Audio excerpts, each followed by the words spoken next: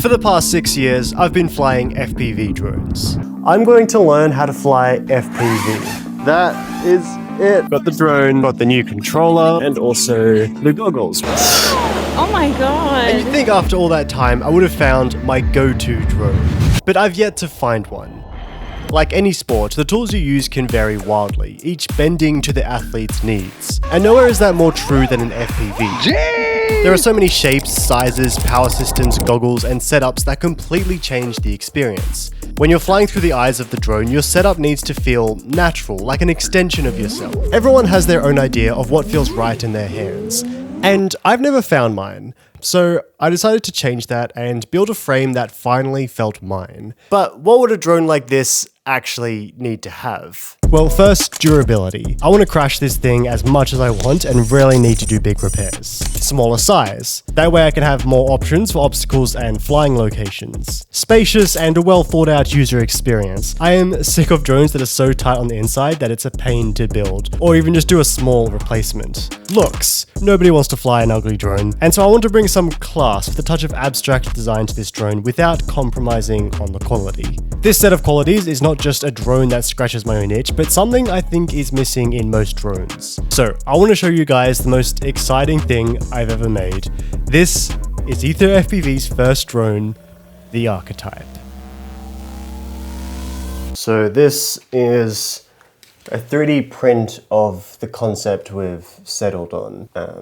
We've also got this one, just slight iterations between them, but fundamentally they're the same drone.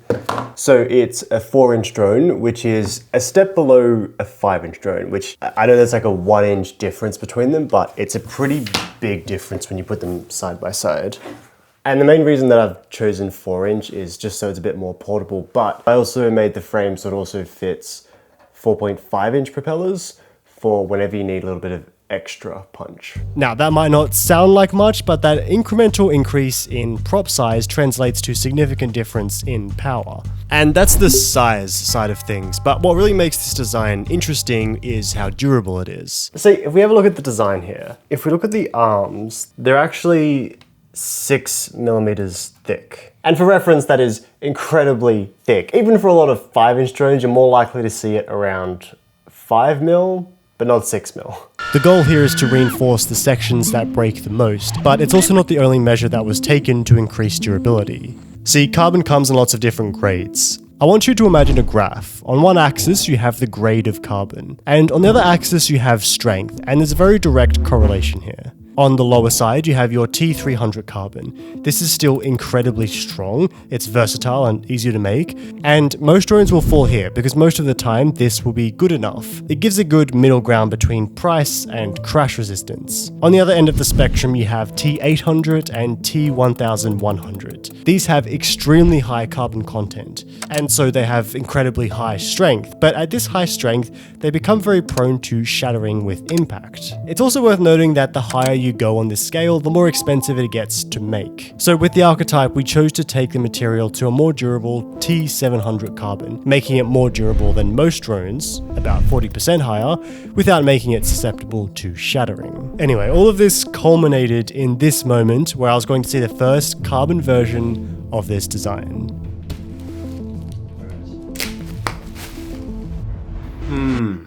Yeah, I don't know how I feel about this. Yeah, I know this is probably like judging a book by its cover, but I think what it is the glossy finish is throwing me off. And because of that, I feel like it just feels a little cheap. I mean, it's sick, like the design is sick and everything, but I just feel like this is a long way from the final product. Well, that was honestly a bit of a letdown, but it wasn't all bad news because looking past how it looked temporarily, there was a solid foundation and I was able to come back with some more changes for the new prototype.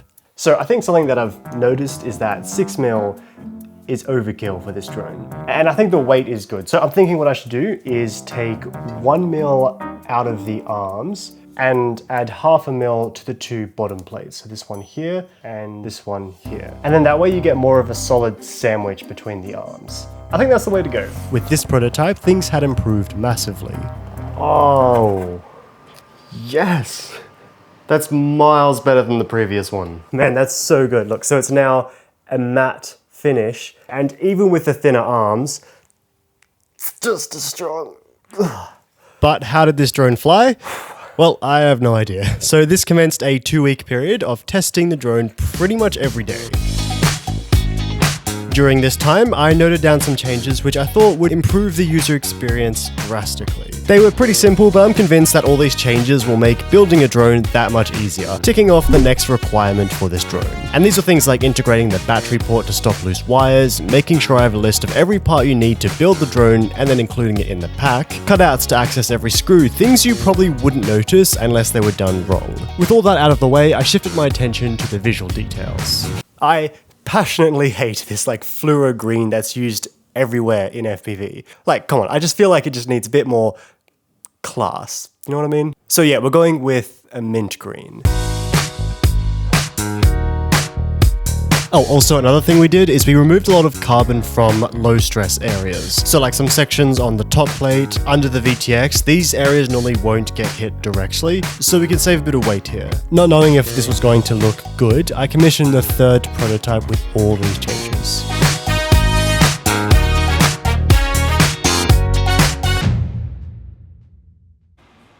Thank you. I'll take one more. Thanks.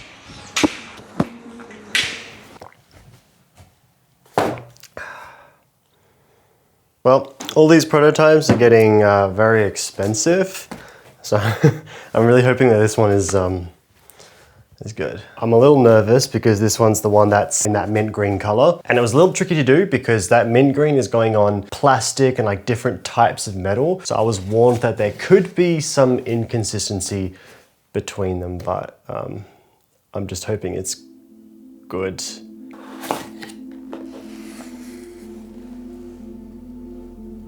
It looks so good. And the color is really consistent. Look at that. Bro, I know drones aren't like all about design, but no joke, this is the sexiest drone I've ever seen. 10 out of 10 would smash. That was kind of weird. All right, anyway. Speaking of smashing, let's do some crash testing. There's a few loose ends we need to double check, especially that we removed a lot of carbon. So I wanted to make sure that this updated design was just as solid. All right, so we're going to a park over here to test this out. It's not like the craziest place to test this. You know, there's a few trees and stuff, so it's not like a bando or anything. At the very least, it's gonna give us a really good indication of what this is gonna be like.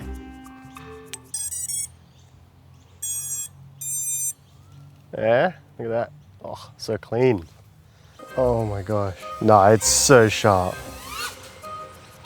I will say that I'm having so much fun with this drone. It's so like nimble and fast and like small enough to do like these really weird small gaps over here even. All right, let's try to do some bit more risky stuff. See if we can get a crash. Okay, here's what we're gonna do. I don't really wanna just like deliberately crash it into a wall. No, we don't want to do that. If we try to do something that's just like dumb, kind of hard, I'm thinking we split as that like branch there and then try to like come under the table. Yeah, this isn't happening, but... Oh, yep, that's a bad crash. That was just a full-on head-on crash. And if we design this correctly, absolutely no issues. No snaps, no breaks, no cracks. Hey, you know what? Let's do some more dumb stuff. Let's see how much this can take.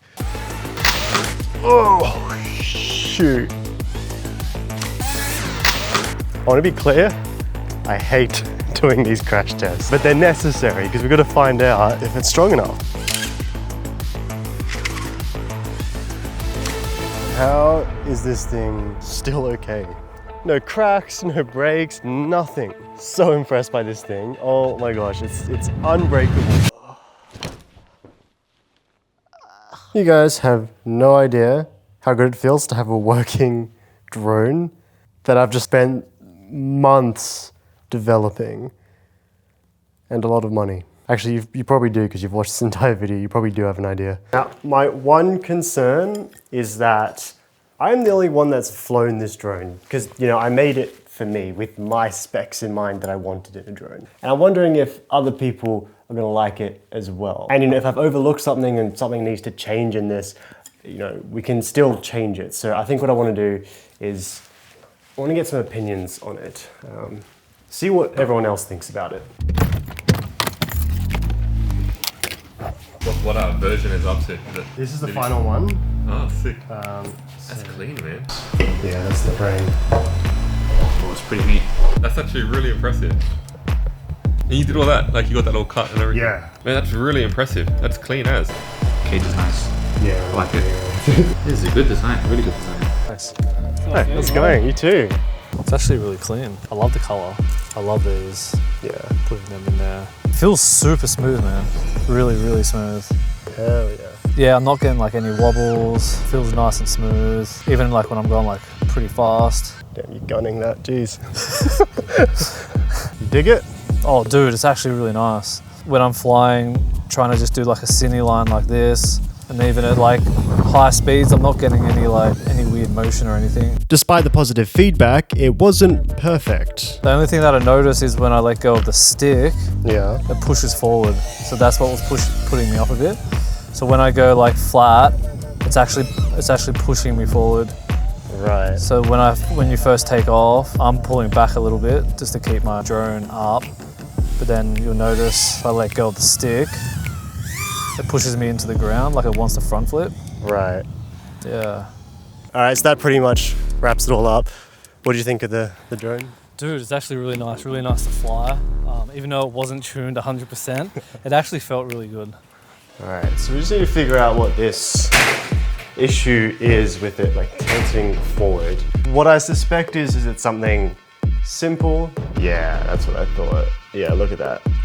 Pretty much all it is this value here for this axis that it's rolling on is just higher than it's supposed to be. I'm just doing a calibration on the remote. So now it should take off more straight and not go forward.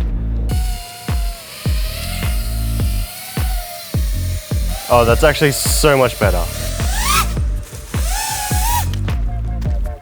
Nice, okay. So if that's all good, that means it's ready.